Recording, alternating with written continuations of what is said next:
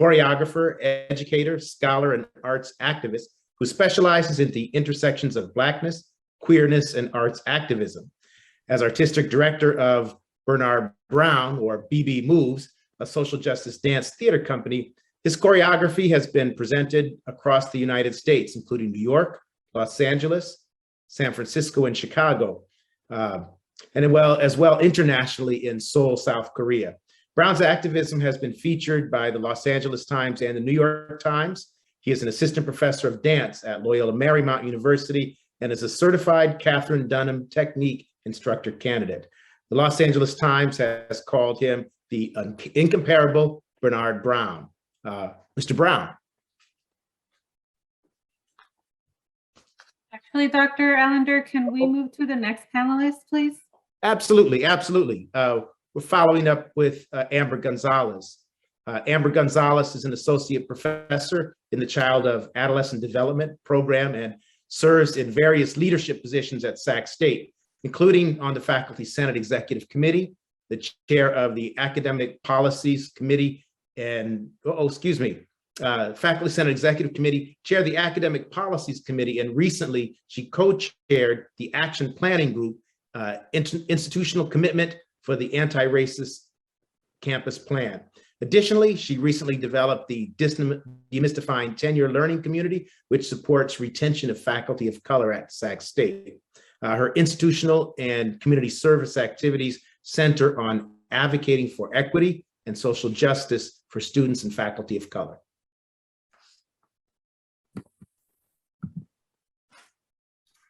Thank you, Dale, my colleague in the College of Ed. I appreciate you. Thank you. So I'm arriving with you all in community to just sort of talk about some of my reflections and institutional analysis, I think, of where we are in terms of educational equity on our campus, and some just thoughts and reflections. I don't have a full presentation. I was sort of wanting to just come and be in community and have a conversation with my colleagues that were going to sit on the panel, and then in conversation with the audience.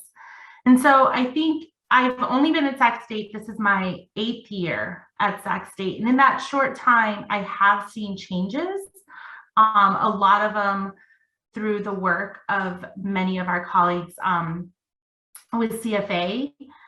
And so I'm super appreciative of that work, but I still recognize that we have a lot of places we need to go. And there's a lot of people that are still being oppressed by our institutional policies and practices. And so last year I did serve on the Anti-Racism and Inclusive Campus Planning Committee, Council, I don't know what we're calling it.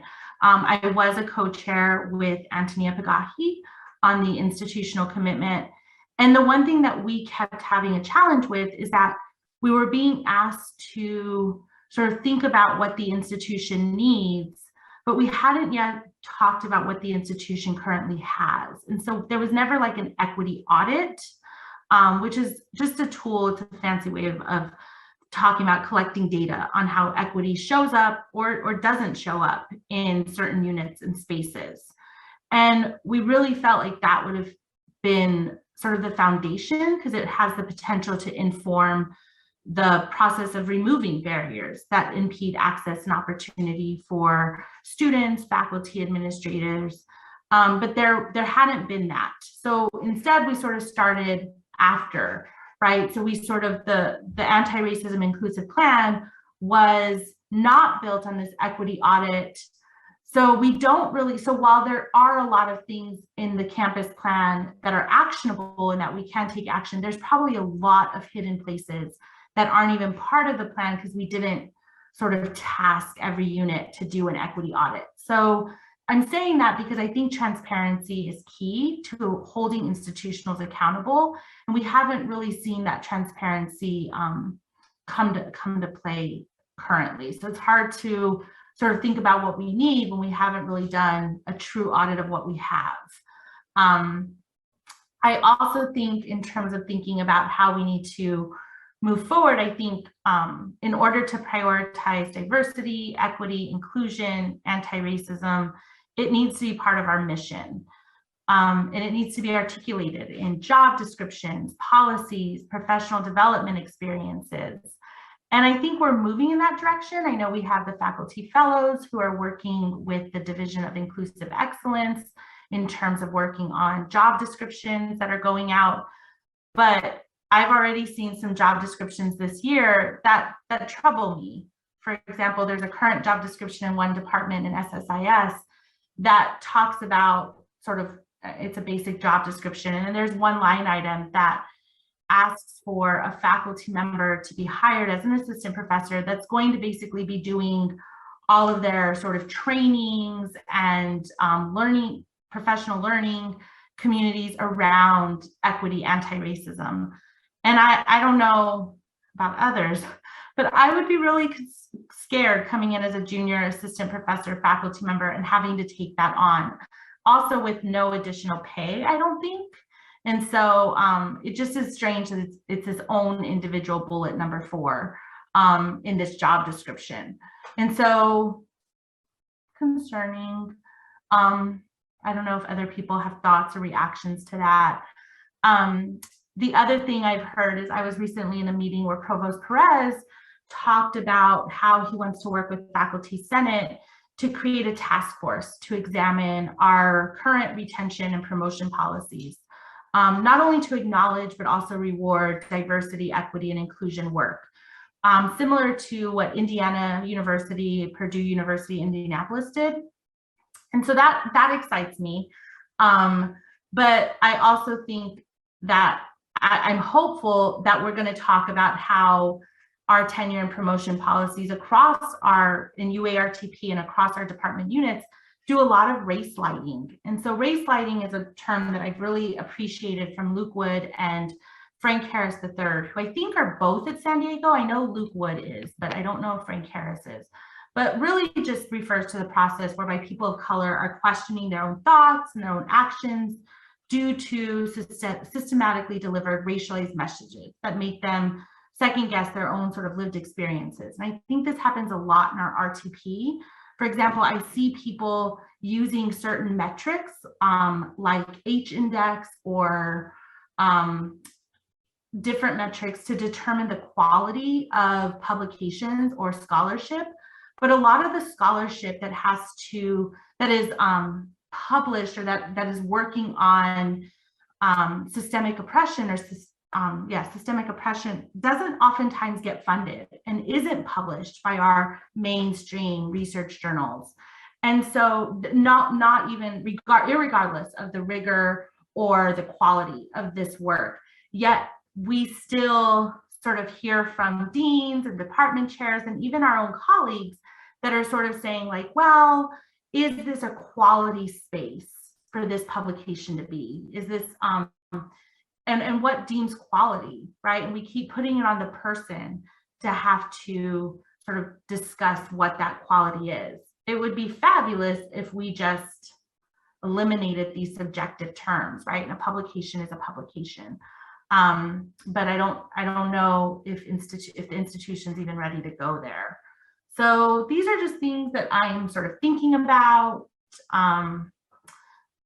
questioning as we start to engage in creating an institution that sort of centers equity, anti-racism at its core. I don't know if folks have questions or comments or thoughts. As a reminder, if folks have questions or comments, you can drop them in the chat.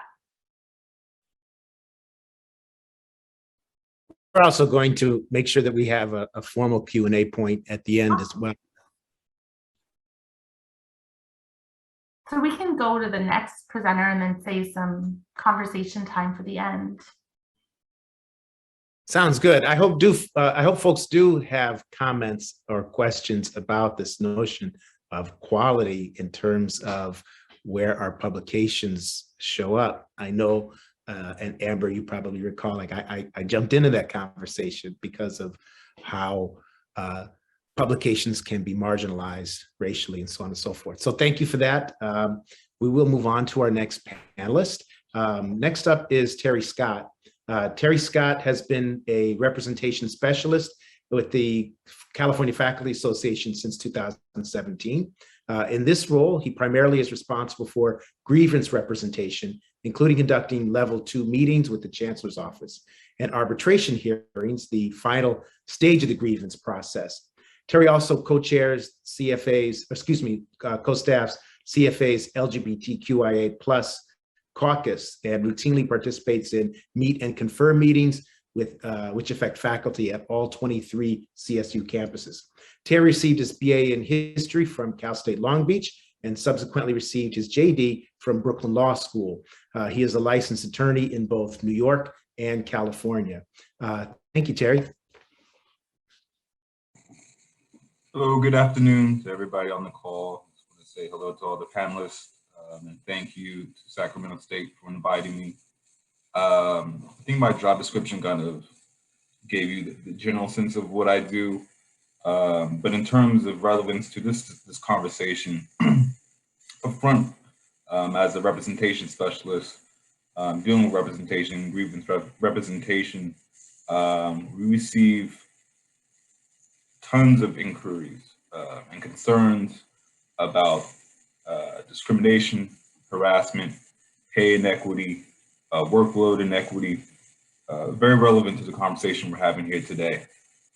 And typically it's from, I guess you would say, either a contractual focus or legal focus, but all the concerns are the same. It's apparent what happens not only at Sacramento State, it can happen at Long Beach, it can happen at San Diego, it can happen at Humboldt. But it's routine on numerous campuses and numerous departments. Our CBA, which is entered between the CFA and the CSU, has some general language, anti-discrimination language, which explains the CSU's policy against discrimination based upon numerous protected categories. These specified categories mirror the protected categories of California employment discrimination law, what we consider the Fair Employment and Housing Act, or FEHA. The CSU has its own policies enacted via executive order. I'm not sure, but many of you may be aware that there's Executive Order 1096, Executive Order 1097, both that are enacted to be in compliance with numerous state and federal laws.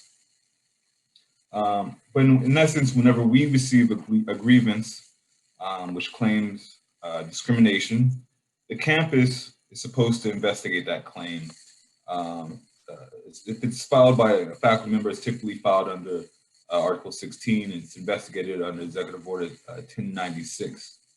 There may be some participants on this call right now. I know my colleague Janet, pretty sure other faculty can all relate to the frustrating experience it is for any party to be involved with an investigation under that CSU policy, Executive Order 1096. It's no surprise because it's a mechanism by which each campus is supposed to essentially investigate itself or its employees. In my opinion, campuses often fail to be accountable throughout this investigation process, whether it's because of claims of discrimination, harassment, pay inequity, workload inequity. Now, again, in my role, I typically I'm a representative. I'm a representative who's involved once a grievance has already been filed or it's been initiated. But there's also members of the CFA who, whether it be campus advocates or field staff members, who see most of the complaints, who field most of the inquiries from faculty. And some of these don't even make it past the investigation stage. And if they do, these investigations can take months on end to years on end. And again, it can be routinely frustrating, and it's often stretched out, either an elongated process or a very temporary process, which is set to benefit the university and the university's administrative hierarchy. What also concerns me is that there is legal implications for discrimination, harassment, pay inequity, and oftentimes it's difficult to really present a strong claim of discrimination.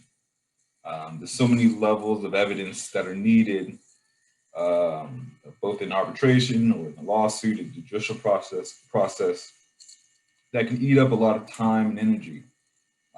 And as a CFA advocate, we always try to counsel, try to advise our faculty that come to us with questions about the alternatives, not only to the grievance process, to the 1096 process, but also just the big picture of how you want to be able to resolve whatever issues you're having within your department, within your colleague, within your college, or at the campus level.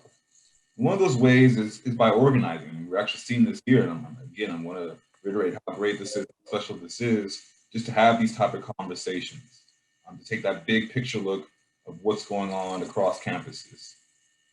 There should also be mechanisms available to employees who feel harassed, harmed, discriminated against, and that can take place through different avenues such as mediation, which I've seen at several campuses, or just informal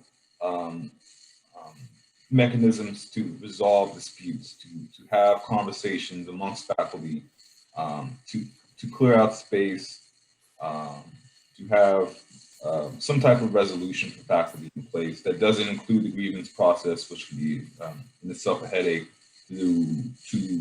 that doesn't include necessarily going through an investigation, which can be frustrating for any party involved. But we're sitting here today having this type of conversation. I always just wonder what was going on maybe 5 to 10 years ago. You know, were campuses allowing these type of conversations to take place?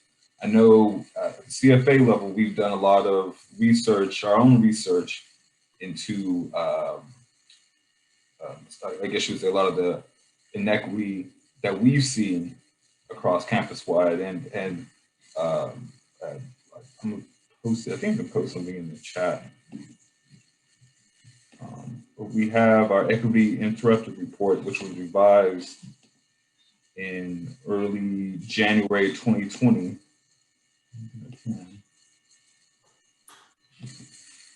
But Jen, if you're able to kind of post that. Yes, I will. Thanks.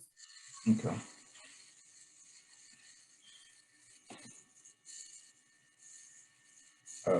It does kind of lay out a lot of the kind of system-wide issues we see that affect our campuses, that affect our faculty, that affect our students. Besides that, in terms of the grievance process itself, you know, right now we've had, I want to say, we have over 100 Article 16 discrimination grievances currently being filed system-wide. The average length of time that it takes to have these go through the grievance process is anywhere between a year to 18 months. You know, that can be, that initial year just could be the investigation process, going through a level 1, level 2 meeting. The 18-month kind of deadline is where you get to an arbitration. I think based on our latest evidence, since in the last 20 years, we've had about, let's say, about 200 Article 16 grievances settled, another 200 or so that were withdrawn. Only about 15 have gone to arbitration. 6 have actually we received a negative award. 7 we received a positive award where that grievance was actually granted by an arbitrator. But I'm here to answer any questions that you may have, kind of open up the conversation. And thank you again to Janet, to the faculty at Sacramento State.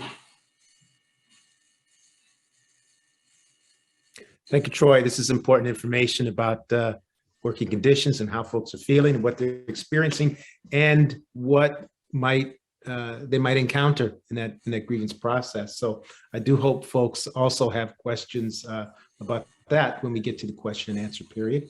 We're going to move on to Ryan Fuller. Ryan Fuller is an associate professor in the Management and Organization Department in the College of Business. He's a subject matter expert on crisis communication and conflict communication, having published peer-reviewed articles in those areas. Before joining the faculty at Sacramento State, Ryan earned his PhD in communication from UC Santa Barbara and was an assistant professor in the speech communication department at the University of Arkansas, Little Rock. Thank you, Ryan. Dr. Ellender. So I would like to first start by thanking CFA for inviting me to serve on this panel. And I'd also like to thank my co-panelists for sharing their insights and experiences on this topic. I'm a proud member of the CFA, and I've been since I started at Sacramento State in fall of 2016. Before I begin my prepared statement here, I wanted to say that when my colleague, Dr. David Moore, who's in the audience, asked me to speak, I was a little reluctant to do so. I had to take some time to reflect on the request, as well as examine my reluctance. I think addressing this reluctance may speak to some of my colleagues who themselves may be reluctant to take a critical stance of their employer. So my first thought was, I'm a white guy. I mean, you all see that, I'm on video. And am I the right messenger about talking about equity? My next thought was, I'm probably going to make some people mad by speaking up, and maybe there will be consequences for what I say, despite freedom of expression. The answer to my first thought, am I the right messenger to contribute to this panel, was many of my colleagues, my union siblings of color, have been doing the hard work in this area for a long time with limited engagement by white colleagues. Oftentimes, you get asked to do this type of work as service activities for the university for free. I'll repeat that, for free, and especially in light of events that cast a negative light on the institution. I'm one of many messengers, and my message is about allyship. We can't do this important work of creating a more just system without collective action. And I hope that my presence encourages other colleagues who may be reluctant to participate in this work of advancing equity to change their position. The answer to my next thought about making people mad was to think paradoxically, or to employ Janus thinking. Janus is the two-faced or two-headed character in Greek mythology. To think paradoxically means to hold multiple contradictory thoughts at the same time. Let me give you an example. I believe in the transformative mission of Cal State. A college degree opens up great opportunities for our students. We've all seen the joy of our students, particularly our first generation students at college, at graduation, when the president asks first generation students to stand up. And we have data on the economic and social value of college degrees. Even in a system that provides opportunity, there are ugly sides as well. For instance, blatant or hidden examples of exclusionary behavior that cause harm and detract from the mission of the university. I can believe in the mission of the university, transforming our students, giving them opportunities that they otherwise wouldn't have, care about my workplace, and also be critical. Being critical serves a constructive purpose of making the university better. I also have faith in the relationships that I built. So these two answers, help me to process and to encourage me to be here today. Dr. Moore suggested that I speak about how organizations affect employee voice behavior. So voice behavior is your willingness to speak up, and particularly what may contribute to speaking up or not on difficult or taboo topics, of which getting the university to move on equity is an example. As someone who studied conflict and crisis communication, the answer about voice behavior is actually fairly straightforward. In my view, values are critical. Values refer to that which we view as important, that which we should or ought to do.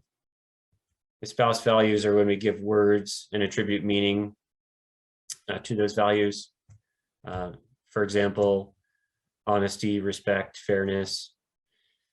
You can find organizational value statements in lots of artifacts, and our university has many of them. These are policy documents, web pages, marketing materials, strategic plans, anti-racism plans. Enacted values are those that are displayed by our actions when we walk the talk. When we walk the talk, our espoused and enacted values are aligned. When they don't align, there are problems such as inconsistency in an image or reputation, and a poor organizational image or reputation can affect identity with the institution and create stigma for those of us who work here. I promised that my prepared remarks would be brief, and I'm getting to the end of them because I want to have a discussion with my fellow panelists. Values are something to lean on, especially if they're written. On challenging circumstances, I've pointed directly to espoused values to communicate with my colleagues and administrators, sometimes with lots of pushback. And when there's disagreement, I've leaned on the union to help intervene. Fortunately, we have a strong union. So I'll end my brief prepared remarks with a commitment. I commit publicly to taking an anti-racist stance and creating an inclusive campus.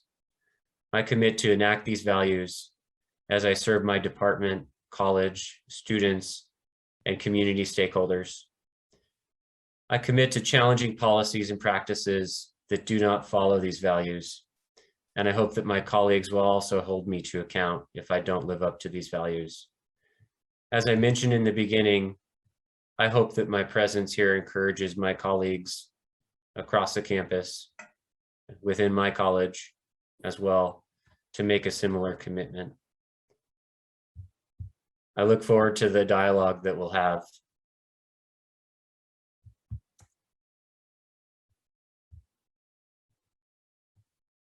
Thank you, Dr. Fuller. Thank you for the commitments. Thank you for starting our conversations in this way. And once again, for inviting our audience to ask questions. And so I encourage questions. We will have a formal Q&A period. I'm beginning to get some of them in. I encourage you also to engage panelists on the specific things that they're asking. They're sharing some valuable, insightful, and vulnerable information. So with that, we're going to move on to our final panelist, and then we'll open it up for a broader Q&A. And so our final panelist, as I started to say at the beginning, erroneously, is Bernard Brown. Mr. Brown is an international performing artist, choreographer, educator, scholar, and artist activist who specializes in the intersection of Blackness, queerness, and arts activism. As artistic director of Bernard Brown, or BB Moves, a social justice dance theater company, his choreography has been presented across the US, including New York, Los Angeles, San Francisco, and Chicago, and internationally in Seoul, South Korea. Brown's activism has been featured by the Los Angeles Times, as well as the New York Times. He is assistant professor of dance at Loyola Marymount University and a certified Catherine Dunham Technique instructor candidate. The LA Times has called him the incomparable Bernard Brown. And so welcome, Bernard Brown. Thank you. Thank you so much, Dr. Allender. I hope everyone can hear me. I'm on my AirPods. I just finished teaching class, so I'm a bit shaky, and so I'm going to apologize in advance. I'm going to take a deep breath. I had to take many of those as I was a faculty member at Sacramento State from 2017 through 2021. And during my time at Sacramento State, it became clear to me that I was one of few African-American assistant professors on campus. And that actually was not shocking, but surprising, considering the diversity that was quoted and noted by the university, something that they touted often as one of the most diverse campuses west of the Mississippi. And so thinking about that, coming from Los Angeles to Sacramento, I was often questioning. I had a lot of questions. I love James Baldwin, and I'm going to paraphrase one of his quotes. I love America very much, and that gives me the right to critique her. And so with these questions, I set about trying to be active in this community, activating change, or at least critical dialogue around what my presence and what the presence of other folks that are considered marginalized, I consider them, us, the global majority. How are we situated in this state institution? What is the purpose? What is the aim? I think back about my studies, my Freudian studies with the pedagogy of the oppressed, and understanding what being an oppressed person in the United States can look like, and how nuanced it is when thinking about my position now as a tenure track assistant professor at a state institution.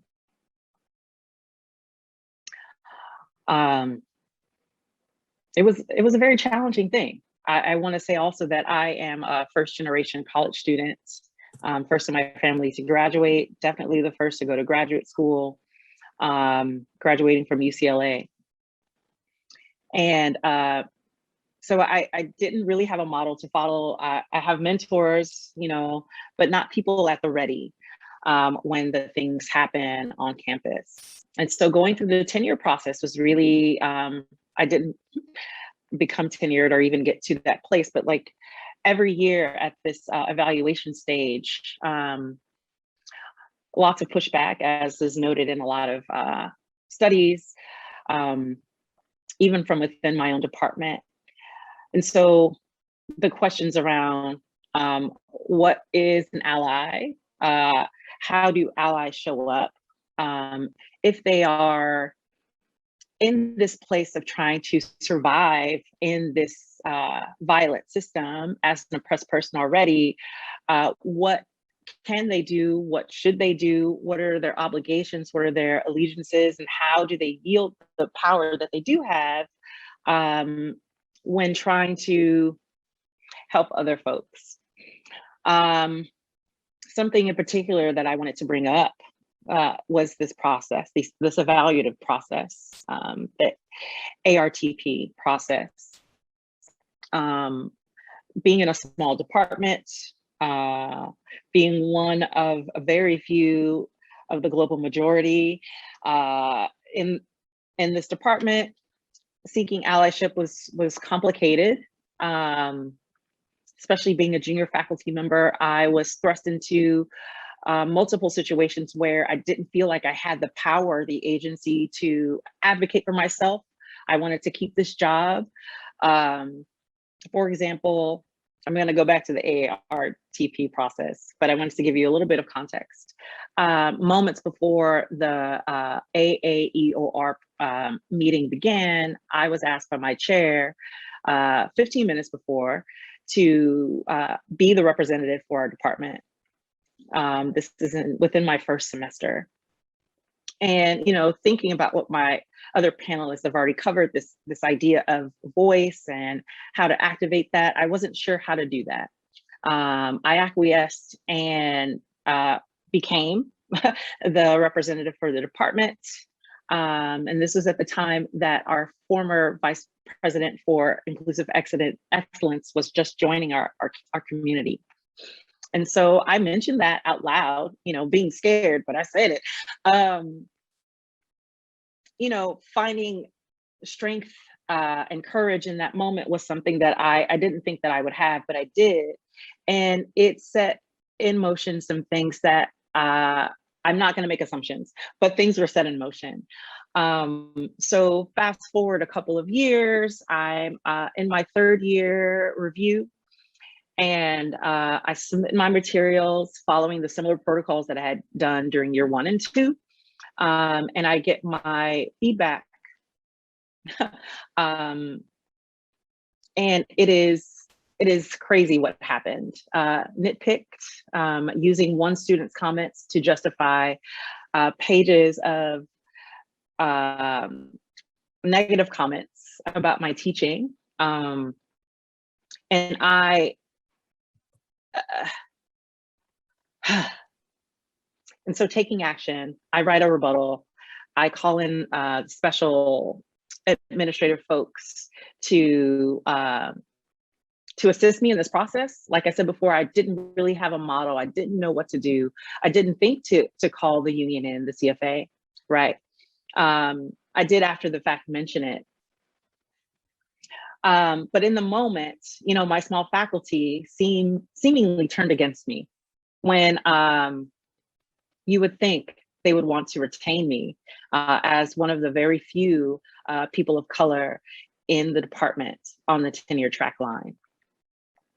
And so that further urged me to dig into my passions and my experiences and apply for the Anti-Racism and Inclusive Campus Fellowship, which I received and I joined. I want to say hi to my fellow folks from that committee. And that also was wrought with the things that we are often put up against when we're inside the institution, right? Like, how do we not take on the tools of the oppressor to try and reshape this house? We won't, as Audre Lorde has told us. We can't beat the master with his own tools.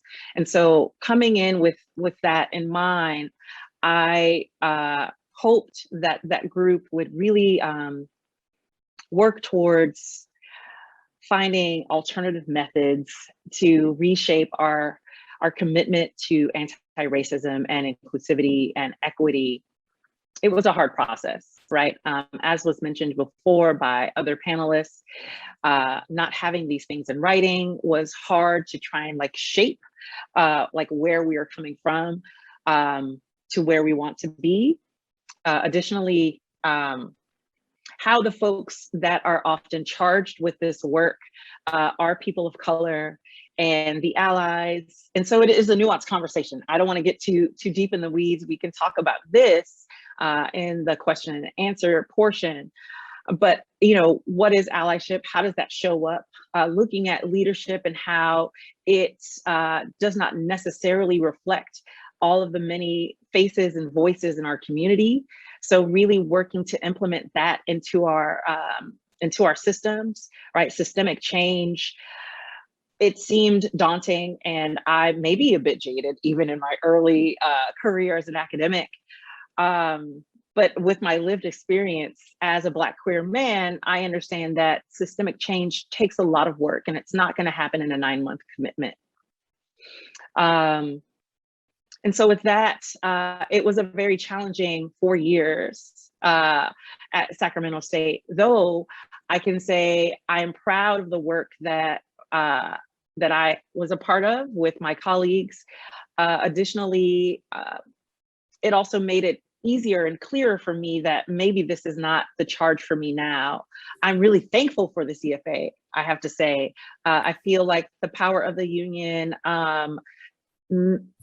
gave me a sense of protection when I didn't think that I had it. I miss it now that I'm at a private institution where I don't have that kind of protection that I know that is there, not lurking in the shadows, but there. Whenever I need to call upon them, I know where they'll be. So I'm thankful for you all for gathering us here today. I want to say I have a lot of other things that I want to say, but I'm also mindful of the time. Being a planning fellow was really instrumental in helping me understand the breadth of work that needs to be done. It is not just on the personal level, it's very much on the systemic level. It needs to not just be representational superficially, but also deep within the channels of our governance, right? I was an alternate to the Faculty Senate during this short time at Sacramento State. And I saw, especially when the Ethnic Studies bill came up, the amount of pushback that happened in our own ranks.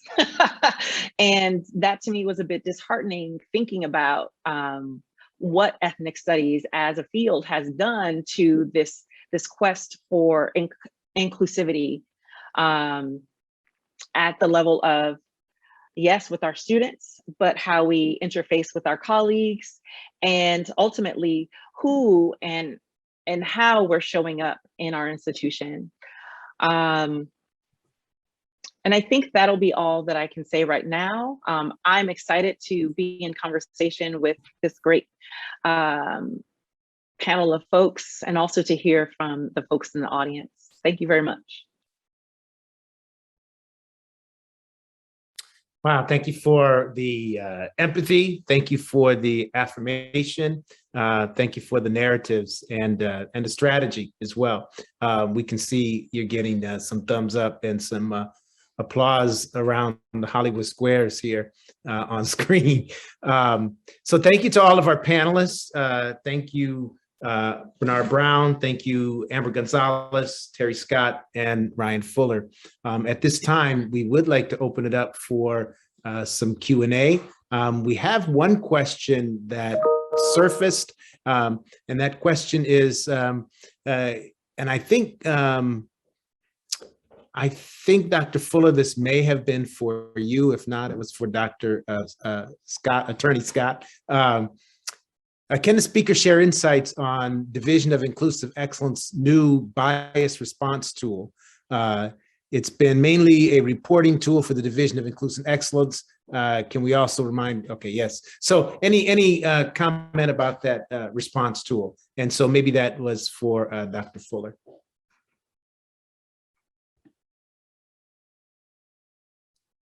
I think I know as much about it as other faculty,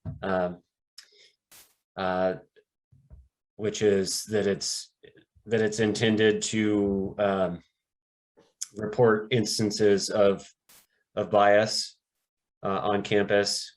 I mean, I think we were all notified about it first via campus news service story. And so I would, I mean, I don't think that I'm the most informed person to speak about it. I put you on the spot because I think the question surfaced during your talk. Because I imagine, Dr. Gonzalez, you might have something to say about it as well. But that's the only reason I targeted you, because it came up at that time. So really, any of you, save him. Just kidding. Anybody at all can. I mean, I can speak on it from like what I understand from like a faculty senate perspective, I think. It was developed in consultation with a lot of units on campus, including CFA. I believe CFA was also consulted on the development, and I think it's mirrored after San Francisco State's bias response tool, which is also mirrored, or with a lot of feedback from FIRE, which I apologize, I'm forgetting what FIRE stands for. But it's, from my understanding, it's from students, staff, administration, so anybody can use it, right? Like, and it doesn't have to be an official response. I'm just thinking about if I'm in a classroom and the faculty member is using derogatory language to talk about a specific population, and I'm triggered by that or I'm offended by that, I can use this bias response tool to sort of share that this issue is happening in my classroom. I can be anonymous. I can also share my name, and then somebody from the Division of IE will look at that. I believe it's forgetting their first name, but Bennett is the first name, or is the last name. So Kay Bennett, and I apologize, I'm forgetting the first name. I believe that's the person that sort of, she's the director of the Response Bias Network, and then she sees it. And then depending on what it is, it may go to a particular unit. So it might go to CFA, it might go to OFA, Office of Faculty Advancement, it might go to Student Conduct, it might go somewhere, or it might just stay in-house and that person sort of has an opportunity to share their story, be heard and validated for what is happening. And then there can be options about mediation. So mediation can be something that both parties go into, especially if it's not a legal case. And so many things that we face, I think, as faculty of color, are microaggressions. And microaggressions, it's really challenging to make a legal case around microaggressions and macroaggressions. I think a lot of what we experience is that, but that's not to say they're not happening and that they're wrong, right? And so this bias response tool is a way to like collect that data, because we don't have any place to collect people's stories. So hearing, for example, what happened to Bernard as he was going through the first semester on the tenure track is wrong. And I think he would have had an opportunity to talk to somebody about that, and possibly have somebody there to help him navigate and help others navigate where this can go. And so that's my understanding. It's a university system. So it's not college specific, it's not student specific, and it's a place for us to collect these stories and hear about what's happening to our faculty, staff, students, and administrators of color, and hopefully be proactive rather than continuously being reactive, which is oftentimes what I think we fall into. So that, I think, is my understanding. I don't know if there's anyone from CFA that can add to that, but that's my understanding from the Faculty Senate Executive Committee.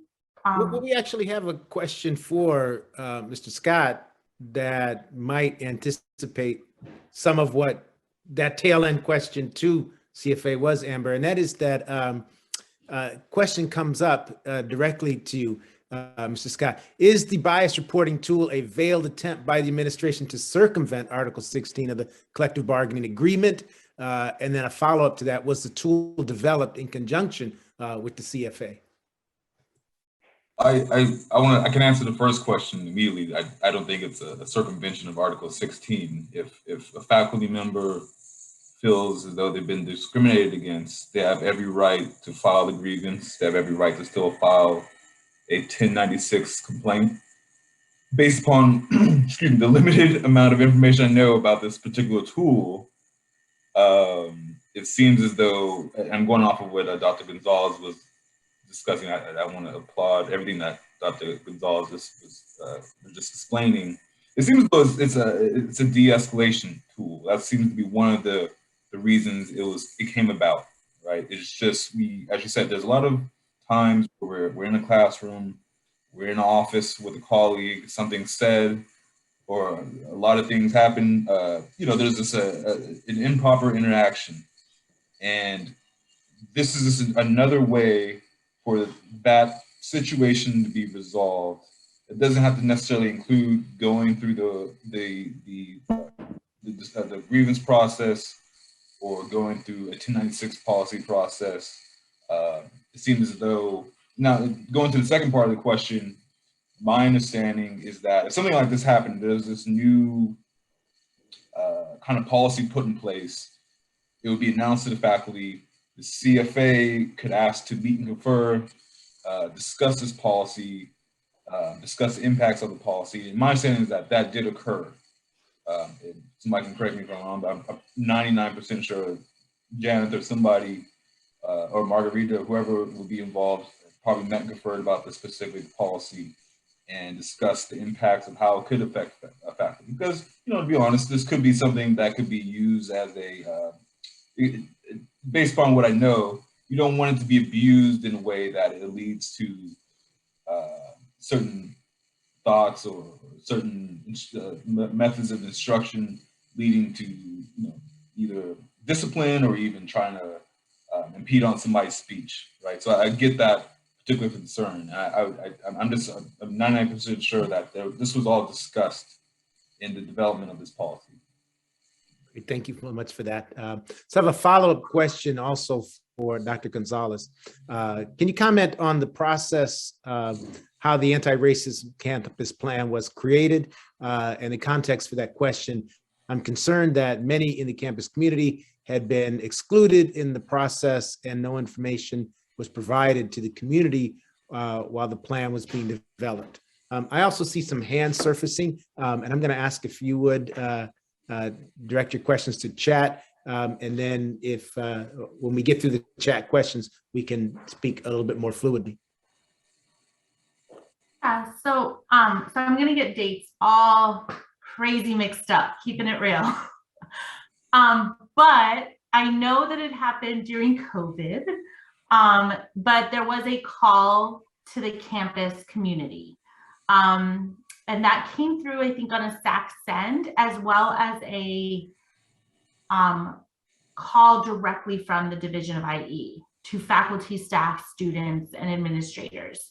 That call, I think, happened towards the end of fall 2020, if I'm correct. And it basically asked folks if you're interested on serving on this anti-racism inclusive planning committee. And then it had the different, like seven individual action groups. And so, and faculty, staff, students, and administrators could all apply. And it really wasn't like an application. It was, you filled out this like 100-word statement as to why you wanted to serve, and you could actually put your name in to serve on various APGs. So I'll just use myself as an example. I actually applied, I submitted my statement, I nominated myself, I guess that's more of what it is, a self-nomination, to the Mattering and Affirming APG, as well as the Institutional Commitment.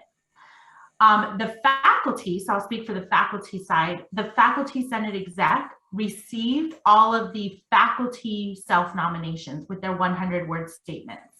And then as a Faculty Senate exec, we then recommended, I believe it was 2 to 3 faculty to serve on the APGs, each APG. And that was based on their 100-word statement. And then I believe staff went through a similar process on the staff side, and then administration also went through a similar process. And then we recommended those names to Division of IE and the president's office. And so the president and the Division of IE looked at the names, looked at our justification, and we did have like Faculty Senate exec came up with sort of like a rubric, if you will, as to how we wanted to make sure we had faculty who were assistant professors, lecturers, associate professors, tenured faculty, various departments.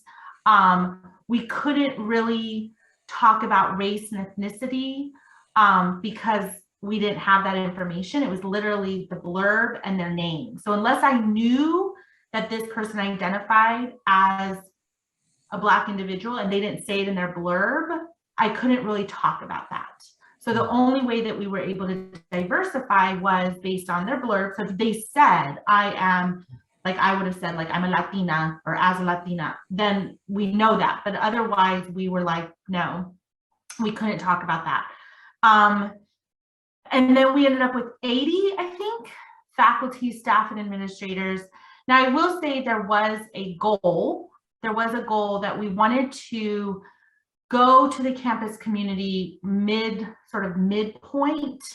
to sort of have open forums about what we were talking about and get feedback from the campus. That was the goal. I think that due to COVID, being in a pandemic, that changed things a little bit. I don't think that there was any intention to not do that. I think that it just, it changed how we could engage with our campus. There were definitely spaces that ideas were shared of how we could do that. But ultimately it was sort of like, well, this is the pandemic and this is sort of what we have to work with. So we weren't able to do that, but that's not to say that they don't want to do that. I think that's what the goal of the convocation that was on September 29th that ended up being postponed. I think that was that goal, was to sort of say, okay, here's what we have here. Here's if you want to think like, here's a shitty first draft of what we have, and let's talk about where we can go from here. But I think due to division of IE, exiting stage left, then I think we were like, oh, we need to pause for a minute and give division of IE time to restaff, right? And it would be great if we could have the vice president be part of that conversation, whoever, I mean, we know who they hired at the time, but on that date we didn't. So I think that's why we decided to take a little pause on having that conversation. But there were lots of conversations across APG. So like, you know, we all met, the co-chairs were elected by their committees or their APGs, and then they had a separate meeting that met like twice a month, I think, to sort of say, this is what's happening on our APG, what's happening on your APG, and how do we sort of think about what each of us is doing so we don't overlap too much. Now, sometimes we were like, no, we got to overlap. This is really important. But in other times we were like, okay, you got that one. Okay, then we're going to go ahead and have a conversation about this other issue concern. Bernard was also on an APG. I don't know if Bernard, if I summed it up a little bit. You did. Thank you for all of that context, Amber. So good to see you. And I can also add, we had a very short timeline. I want to like punctuate that here. So in the fall, we didn't really get to do work. We were still fleshing out what the structure was going to be for the process, not really able to get into any of the process until the spring. And we were charged with getting all of this done, writing this whole plan for the campus with depth and deep articulation and thought by the end of the semester. It was a lot. And so we really tried to clamor and get community voices into the plan specifically, not just folks that are on the committee, but people in our community and also outside of the campus community. But our scope and our aim was a bit too large for the timeline that we were given. In addition to having the changes of personnel that happened at the end of the process that really sort of charged us to work even quicker than we were planning on doing. As a person who was there as part of the folks putting the language into the plan, I can say that we worked hard to have for the planning fellows to be very diverse. And I know that word is charged and it can mean a lot of different things to a lot of different people, but there were folks across colleges, we had students, we had some staff, but they had to prioritize themselves. And so we also, I think, want to say that all the people that started were not the people that finished in this process. So there was a lot of change in that regard that also makes us look at who and how this work is done. Like some people, myself included, I'm going to talk about myself here. I was skeptical of the process from the outset as a person who was invited to be a part of languaging this large outfit, right? And to see some of my fellows like also leave, like exit, like leave early on in the process, not even partway through, was really telling about how folks that have had a longer tenure at the university felt about what the university would actually do with all of this blood, sweat, and tears that we were trying to cram into a very short amount of time. But even with that said, we had long, I'm telling you, like I was meeting with various factions of this group up to 10 hours a week at one point, right? And that's on top of my charge as an assistant professor beyond the probationary period. So I'm teaching like five courses in the fall and 4 in the spring. So we did our best with what we had. And I'm not saying that that's good enough. I'm just here to let you all know, in addition to what Amber said, we wanted to have these anonymous groups, like this telephone booth where folks could come and like tell their stories with their own voice, not just in the written words, so we could hear how it's impacting the physical body, not just the logical mind, right? Additioning to having these speaking circles that we were not able to implement because of the short timeline. So with all these ideas, hopefully they can be implemented over some time. Thank you. Thank you, Bernard. And we're going to put you on the spot again. A question for you. Question regarding Faculty Senate pushback against ethnic studies. And I'm reading the question as it's written. Was the pushback based on a lack of understanding of the ethnic studies curriculum, a belief that the curriculum will shine an unwelcome light on laws and systems to promote inequality, or something else? Well, I can say, as I said before, I was an alternate and I just happened to be called in on that day. And it was very rare. Like, I think that was my first or second time being called in. So I'm not privy to all of the conversation that was happening before that moment. But as I'm sitting there, pretty much an observer, it seemed all of that. And because of that not so clear understanding of what the purpose of what this bill would do, folks were also staking claim to the status quo. Like, well, we are doing okay. So what is the need for more? We have a whole department that is dedicated to this. Why do we need a requirement in the general education component that would do that? What does that do to our hiring processes? What does that do to all of these stakes that we have into the institution as it is, even though we are allies, right? So no one was proposing, like opening themselves up as being like a racist necessarily. And we could clearly see who was opposed to this for reasons that were not clearly articulated. I can say that the folks that came in to support, folks from ethnic studies, professors, and their students, all of these community members that showed up that I assume don't regularly show up to Senate meetings, they were clearly stating their case and why it had value outside of what was being reported as it not having value. Thank you for that. Amber's hand is up, and I know she was at many of those conversations. So please, Amber, I think you want to respond as well.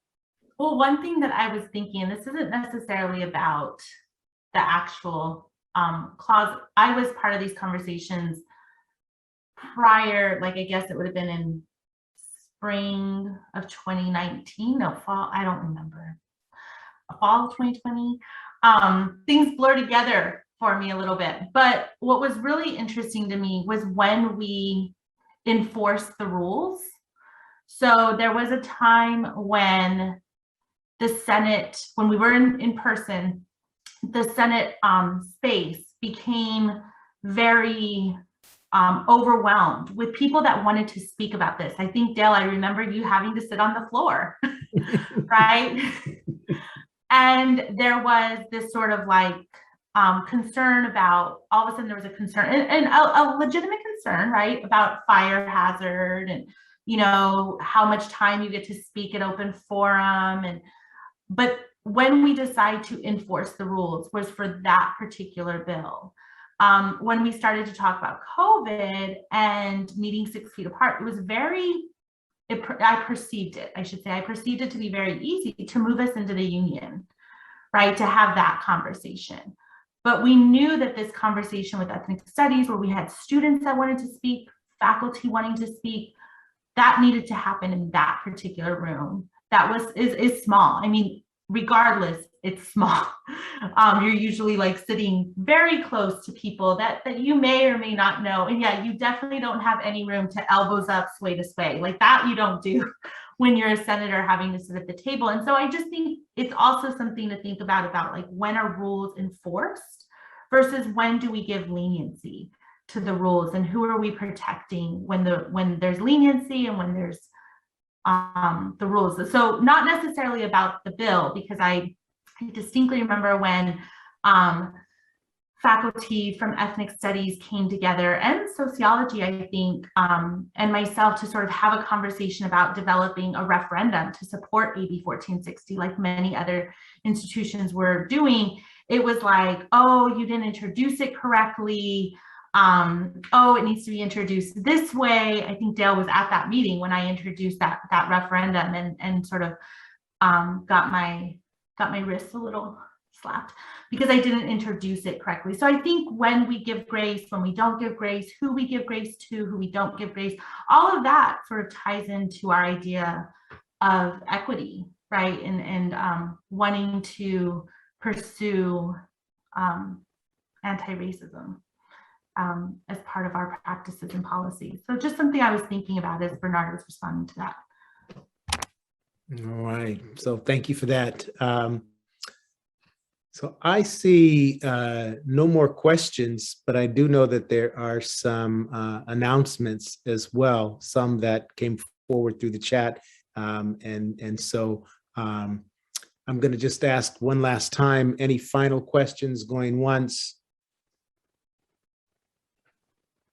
Twice. I don't have a question, but I have a comment. I don't know if this was mentioned before I got here. Again, apologies for being late. But do we talk about here retention for faculty of color? I just want to talk about that as a person who was not that I wasn't retained. I chose to leave, and I was a part of what I would consider a sort of mass exodus of Black faculty and staff from this institution during a time when it's supposedly focusing on anti-racism and equity. And I would be remiss if I was quiet at this moment. I guess I have a bit more courage, as I am no longer an employee of Sacramento State, but I care about this institution. I think it has great potential to do great things. But there are some hindrances, right? In my small department, we had 2 tenure track faculty, Black faculty, I'm gonna just say it. And we both left. She was newer than I, and she left, even though we had just hired another Black faculty member, and we are burnt out, the 2 of us, and we pray for him. I don't know if she prays for him, but I pray for him. Understanding that as the new faculty member that is supposedly called in now to be the arbiter of all things equity, inclusion, and anti-racism, even if that is your area, it is a lot to do, especially as a new person, especially as a person that already has this cultural taxation piece that's attached to their very being in the institution. And so we have to talk about that. I'm so sorry. There has to be something said about that. Yeah. Because that is something that is gonna, do we just let that go by? The equity officer is gone. The whole division is basically gutted, right? The person from housing is gone, right? All of these, it matters, right? If we're talking about representation, from the margin inward, where are the margins? Where do they go? I read the article that that outlined the Latinx population and the disparity in terms of faculty and students, right? This huge amount of students that the Latinx faculty are supposed to support and mentor and do all these things. It's how is that even possible? How is it possible? So I'm sorry if I'm like getting like my pitch just gets higher and higher. I'm really passionate about this, and it seems really crazy that we need to talk about it. And I'm gonna just. I'm just going to underline that 2 times because I have to appreciate that you said it, and that you said it at this panel, right? We are at Sac State watching that, and there is an irony of hosting not just this conversation in this moment, but the whole anti-racist campus plan process. And it's in the midst of that process that exodus is taking place. And so on the one hand, I think you're correct. It's definitely a retention issue, but it seemed like something else too, because of the timing that those things are occurring. That's a side eye. Oh, thank you for that. Thank you for that. So that means that we need some additional panels, some additional panel time, or that I'll take the liberty as chair of the panel to say, in the ongoing conversations that we're supposed to be having in the various domains that we're in on campus, right? College of Ed, College of what have you, department of this, department of that, committee of such, wherever those are, where we're trying to continue those conversations about anti-racism, we have to enter in this new variable that, okay, while we started off doing this, supposedly in response to some things that occurred, look what else happened while we were trying to do that, right? It mixes the game up, right? It changes the alchemy of the conversation. So those conversations have to accommodate and incorporate that. So I want to thank our panelists again. And I see something coming at me in the chat. Another question. I think this is to the panelists as a whole. When will the true causes of all these departures be discussed in detail? Does it have to come through the collective bargaining agreement? Because we're talking about collective bargaining, I definitely would tip that to Terry Scott, but really this is something that any of us on the panel might want to address. I'm sorry, can you ask the question again? Sure enough. When will the true causes of these departures be discussed in detail? And then the second part of that is really where I was thinking of you, Terry Scott. Does it have to come through the collective bargaining agreement? And I don't know if the question is that where these conversations have to come or where? And I also see Dr. Fuller, your hand as well. So I think the university's response will be, it's a personnel matter. And whenever they invoke it's a personnel matter, that means that you won't hear about it. I wish that the university would be transparent about why people have departed. Yes, I agree with the thumbs down regarding the personnel matter. Look, if the university is committed to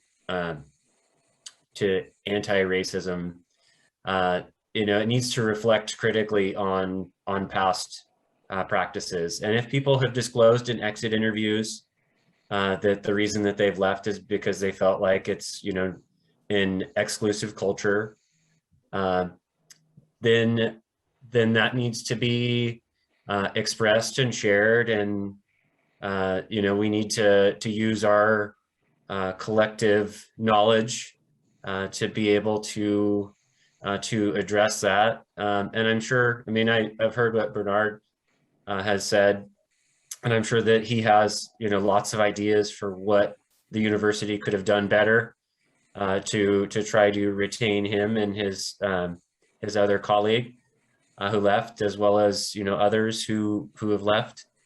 And so I don't think that they will say anything about it ever. And I wish that they would. And I don't know about the bargaining part. And Now, Mr. Scott, you were going to step in and say something as well, or no? No, I can't really, I mean, I was going to ask at least the collective bargaining. I know that the CFA, there's certain issues. Well, I'll go back a little bit. One, from what I know, about Sacramento State, as a representation specialist, handling some very highly contentious grievances on that campuses involved essentially a Black man getting the police called on them for no apparent reason, to seeing what's happened with some, I don't want to get too much into it, but there's another colleague, another faculty member whose spouse was recorded saying disparaging things about Black people, to having an administrator send out an email to Black faculty saying this campus essentially doesn't care about Black people or the things that affect Black people. I mean, there's just enough there to say, hello, there's something wrong, right? There's something wrong, right?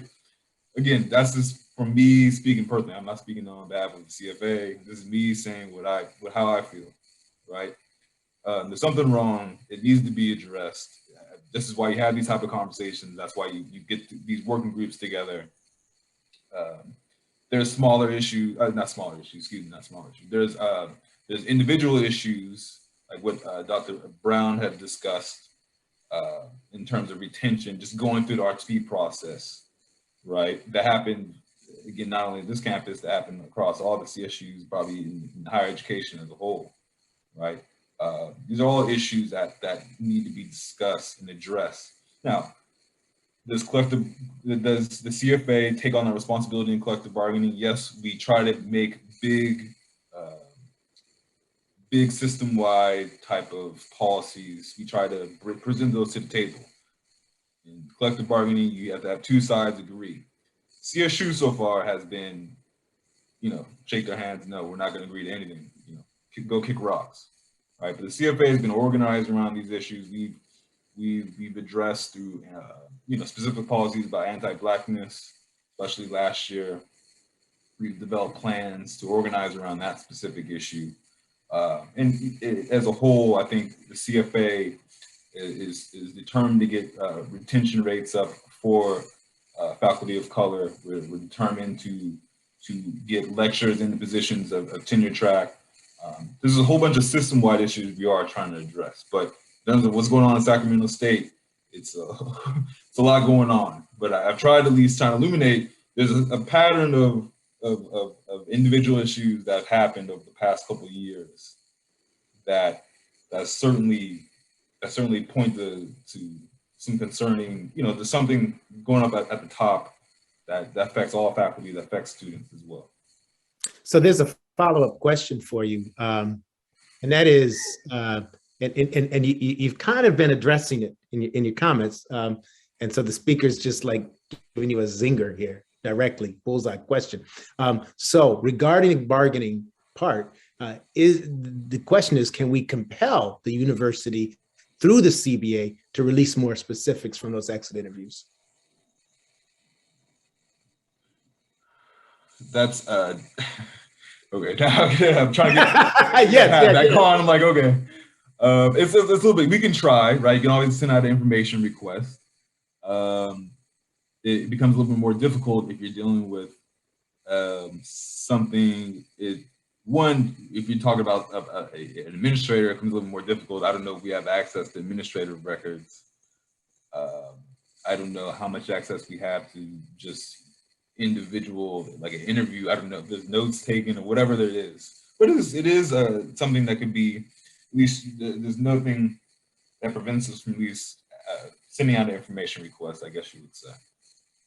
Mm-hmm. Okay. I think it maybe have to be tied to a grievance, but there's ideas I'm thinking of that I wouldn't say no or close the door on that specific avenue automatically. Mm-hmm. It seems like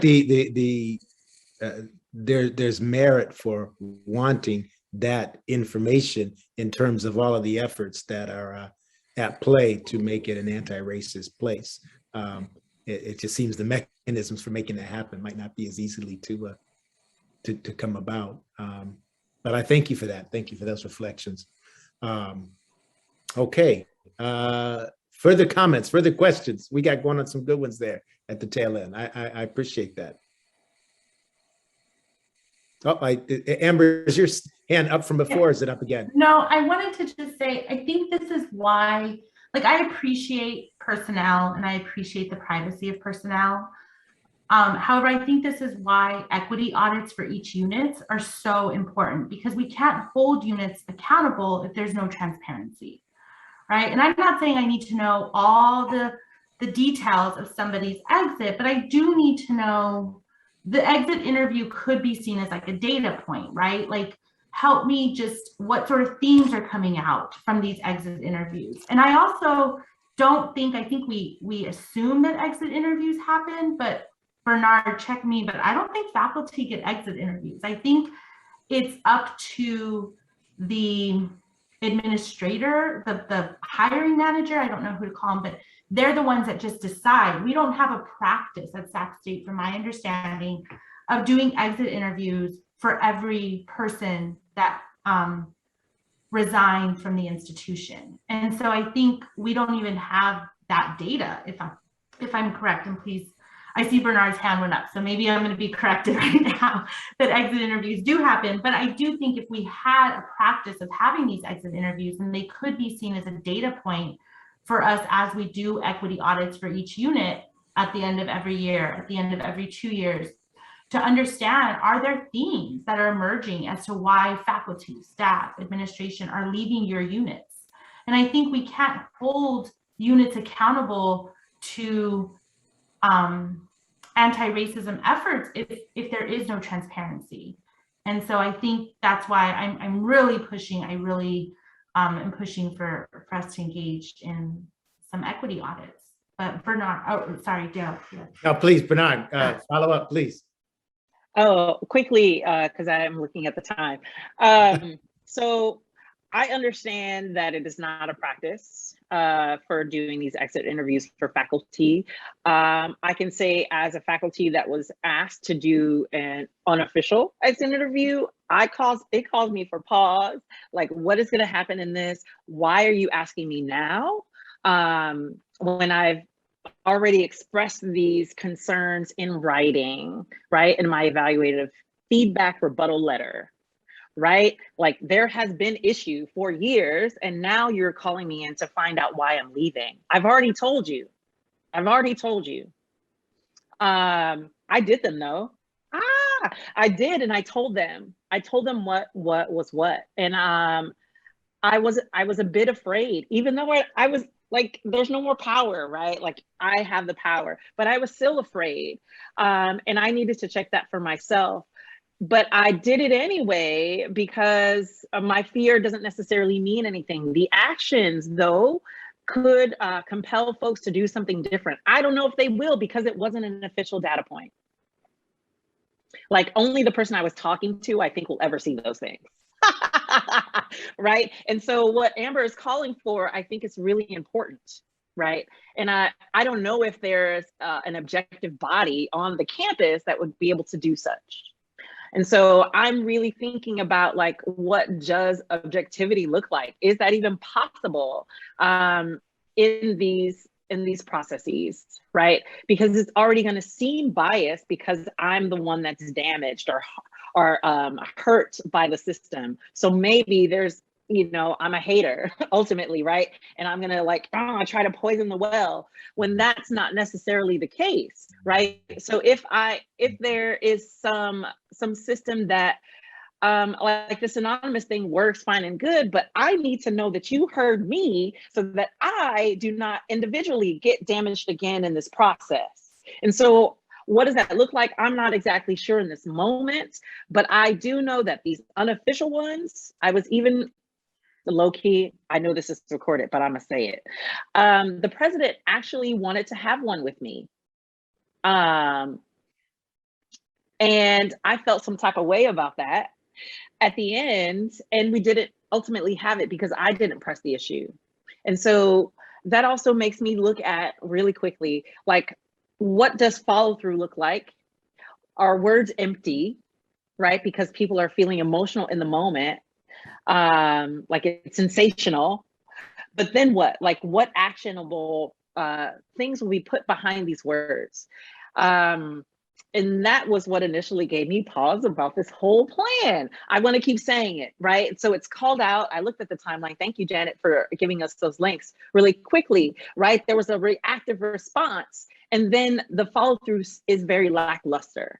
And so how do we hold the folks accountable that are holding us accountable? That, like, the accountability seems to just be passed around, and the people that are harmed continue to get harmed, even in recounting their trauma. And so we have to somehow figure out, how do we put a stopgap, like right away on that? Otherwise, all the other pieces that we keep talking about will continue to happen.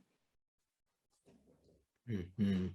Yeah, very important information. I appreciate that you spoke to that in this moment, because here's the living example, right? What occurred during that exit interview process.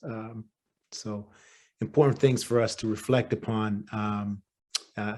So I think we are closing out now. Again, I thank again and again and again the panelists for their insights, their reflections, their up-to-date information, and the affirmation and empathy that all of us can experience in this as well. I know that there are a couple of announcements as we close out as well, and I'll ask Janet if she wants to do that. And then I'll thank everyone for attending and continuing to engage in this way with us all. Thank you. Janet?